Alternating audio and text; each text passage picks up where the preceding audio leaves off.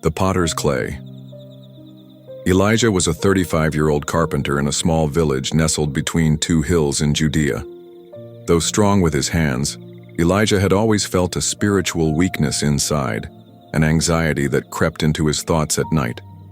He had grown up hearing the stories of the prophets, the power of David, and the wisdom of Solomon, but he felt small and unworthy in comparison. God uses the mighty, he would tell himself, brushing sawdust off his tunic. Not broken men like me. One summer, a terrible drought swept through the region.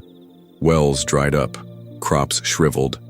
People began to whisper that perhaps they were being punished. Elijah, now struggling with both fear and hunger, started to pray more fervently, but nothing seemed to change. One night, while lying awake, he cried out, "God, why won't you use me? Why do you remain silent while we suffer?" To his surprise, he dreamt that night. In the dream, he was standing in a great hall filled with broken pottery, shattered vessels, chipped cups, lopsided bowls. At the far end was a potter, working quietly at a wheel. The potter looked up, meeting Elijah's eyes. "Why are you working with broken things?" Elijah asked. The potter smiled gently. "Because broken things reveal the work of my hands best." Elijah woke with those words echoing in his mind. The next morning, a neighbor came by, desperate for help. Her roof had collapsed and her children were sleeping under the stars. Though weak and hungry, Elijah picked up his tools.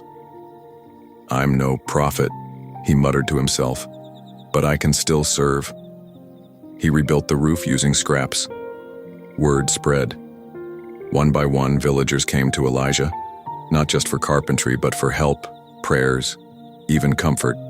He listened more than he spoke. He wept with those who wept, and he prayed, even when he felt empty inside. Months passed. The drought lifted. Crops grew again. Elijah was still not rich, not a prophet, not a miracle worker, but the people started calling him Elijah the Steady. His hands, once only skilled in wood, had become instruments of healing in their own way. One day, an old man approached him with a parchment. It contained a verse that Elijah had never read. "My grace is sufficient for you, for my power is made perfect in weakness." Elijah smiled, tears in his eyes. He finally understood. God wasn't looking for strength.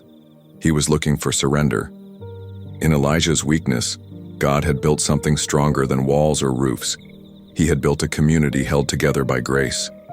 From that day on, Elijah kept a small, cracked clay cup on his workbench, not as a symbol of failure, but of the beauty that God could shape from broken things.